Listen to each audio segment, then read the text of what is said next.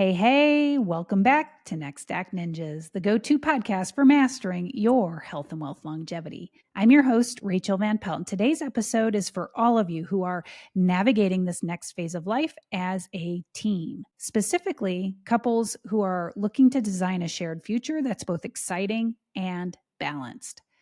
Whether you're transitioning into retirement, launching a new encore career, or simply exploring what's next, this episode will help you and your partner map out your next act together. Because it can be hard to get on the same page, can't it? There you are, one morning, the two of you sitting with your morning coffee, you're feeling optimistic about your future, maybe even scrolling through social media, which of course always seems to be filled with friends posting selfies from sunny beaches or mountain retreats, doesn't it? So what happens? You start discussing dream retirement trips or maybe even buying a sunbird property. And then what? The conversation often takes a turn, doesn't it?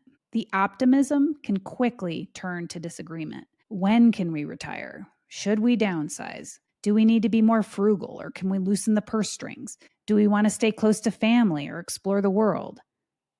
Now, these are all critical life questions, but they can either bring you closer or create tension, the kind of tension that simmers for years. Today, I want to inspire you to tackle these hard questions rather than steer clear of them, because these difficult conversations are essential if you want to create a lifestyle that you both love. You will thrive as a team if you are willing to talk about everything from big picture vision and values to the more mundane realities of budgeting, location, wellness routines, and so forth. Which is why I'm going to give you some insider tips on how to preempt potential conflicts and ensure both of you feel heard and supported.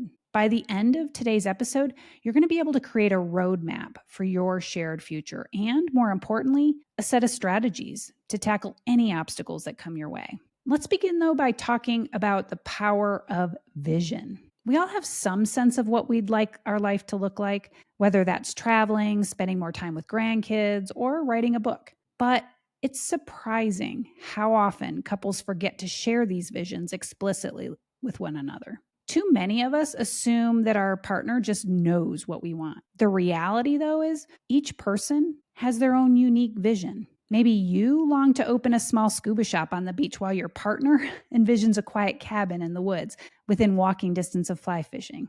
These opposing visions, they don't necessarily have to create conflict, but they do need airtime. Often, contrasting visions can be woven together, but you have to approach them with curiosity rather than judgment. Give yourselves time to fully daydream your ideal scenario. Then sit down and compare notes. You'll probably discover shared desires that you've never even talked about. Or maybe you'll see that your partner has a big dream that you never realized was so important to them. The key is to create an environment of open conversation rather than a debate about whose plan is right. Importantly, you're going to want to get clear on your unique core values, the ones that really drive you. Do you even know what those are? What about your partner's values? Values include things like adventure, security, family connection, personal growth, creativity, health, financial freedom. Couples can run into conflict if their core values are misaligned. For example, you can both agree you want to live in a new city, but the why could be drastically different. One of you might be seeking excitement while the other might be seeking affordability. If you're not on the same page about what's motivating your move, you risk building up resentment or confusion down the road. For example, the partner who's seeking excitement in the city is going to be very disappointed when the one who's seeking affordability doesn't want to spend money going to a show or a nice restaurant. An exercise that I recommend is for each of you to list out your top 3 values, then trade lists. Look for patterns. Maybe both of you wrote health, or maybe you share a value around community. Wherever you see overlap, that's the foundation for your joint vision. Wherever you differ, that's your chance just to dig deeper.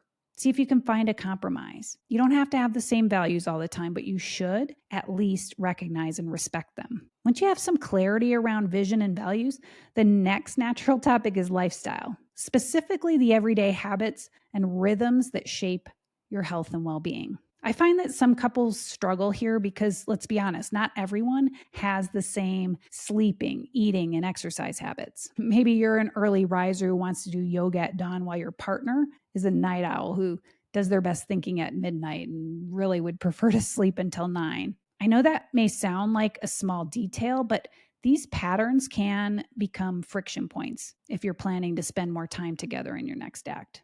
And what about exercise routines? Are you both into hiking or biking, or does one of you prefer a more relaxed approach to staying active? Healthspan's a big deal, especially if you want to remain energized and independent for life. So talk openly about what healthy aging looks like for you and what you're willing to invest in your long-term wellness. Maintaining your health span throughout retirement may mean hiring a personal coach, moving to a more active community, or just investing in a country club where you can golf to your heart's content.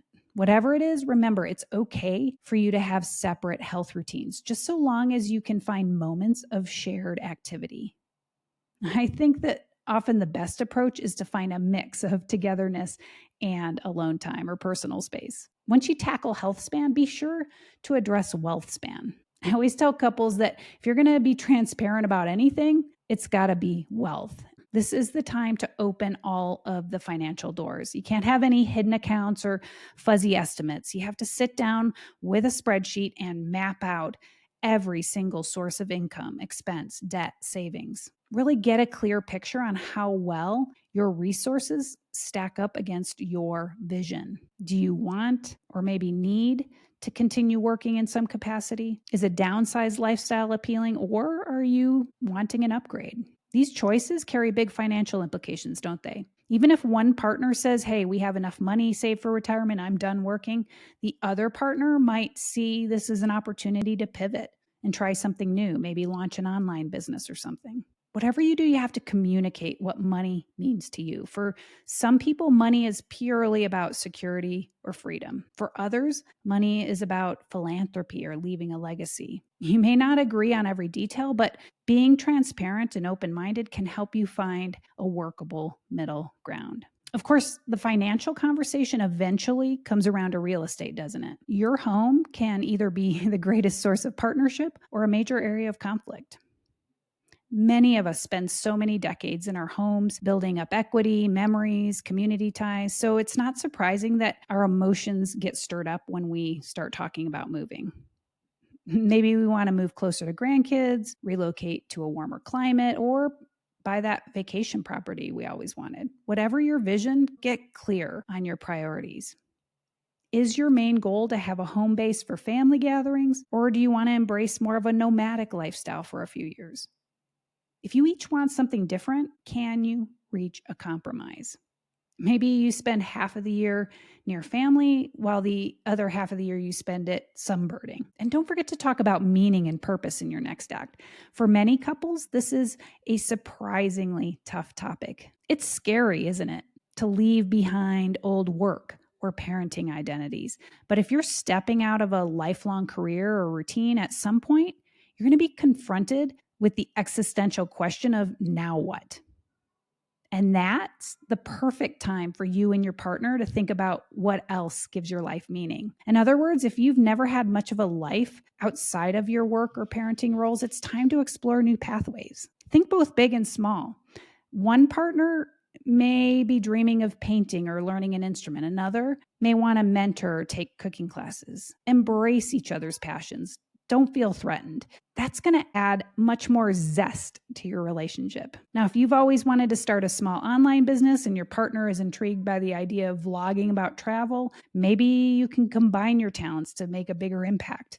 Maybe you can do an online travel business together. Whatever it is, together or independently, have fun with it. And of course, don't expect it will all be smooth sailing. We all know that couples run into turbulent waters, especially when making major life transitions. Money, health, family obligations like caring for aging parents, all of that can become flashpoints for conflict. What matters is how you handle these conflicts when they arise. Start by always giving each other space to fully articulate perspective without interruption. Then identify where your viewpoints overlap, because there's usually much more common ground than you think. From there, you can brainstorm possible solutions together. And if you're still stuck, don't hesitate to call in reinforcements. Maybe a financial planner or a real estate advisor or a health coach. Find an expert who can offer insights and perspective. Let go of the burden of trying to figure everything out on your own. Think of it as outsourcing the stressful part so you can stay focused on each other. To get even more practical, one quick win you can try this week is scheduling 30 minutes to discuss your top 3 must-haves for your next act. Each partner can come to the discussion with a short list already prepared. For example, you might say, my first must-have is living somewhere with great hiking trails. My second is being able to travel at least once a quarter. My third is ensuring we have a strong faith-based community. Meanwhile, your partner might say something like, I need a place with a workshop for my hobbies, decent golf courses nearby, and no snow. By putting these must-haves on the table, you can see where you align and where you might need to get creative. Now, even if there are apparent conflicts, often the conflict points are negotiable if you're willing to look for alternatives. Maybe that neighborhood you choose has both hiking trails and is close to a great golf course. Maybe you need to plan some trips together and some trips separately. You get the idea. But let's address an elephant in the room. People often ask me, how do I get my partner to talk about this? They seem so disinterested or unwilling to plan. In many relationships, one person tends to be more of the planner or visionary. The other might just go along for the ride and only pipe up when they disagree. If that's the case for you, if you are the planner, then I suggest you find a reason to plan that resonates with your partner. If they're cautious about money, frame the conversation around financial security. If they're driven by purpose, focus on meaningful projects or philanthropic ideas. Show them how this planning thing directly addresses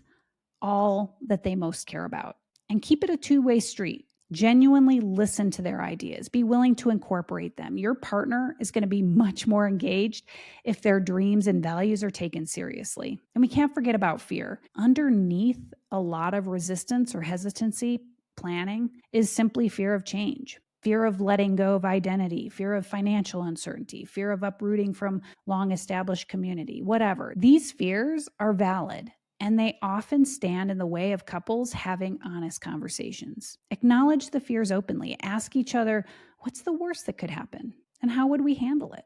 If you thoughtfully examine worst-case scenarios, you're probably going to find it's not catastrophic or unfigureoutable. And once you've reassured each other that you're in it together and you're smart enough to work through any challenges that come along, then you can shift your energy towards the excitement of moving forward together. By now, though, you might be wondering, how do I get these discussions started without feeling overwhelmed? My advice, just pick one area at a time. Don't try to solve everything all at once. Maybe this month you carve out time to tackle the questions of values and vision. Next month, you dive into lifestyle and finances. The following month, you explore personal passions. Creating your best next act is a marathon. It's not a sprint. The best outcomes usually arise when couples give themselves the space to reflect, to talk, to revisit, to refine. These are the kinds of conversations I help my clients navigate, but it doesn't stop there. It's easy, I think, to get stuck planning to plan. You have to set timelines for those big decisions and bold moves.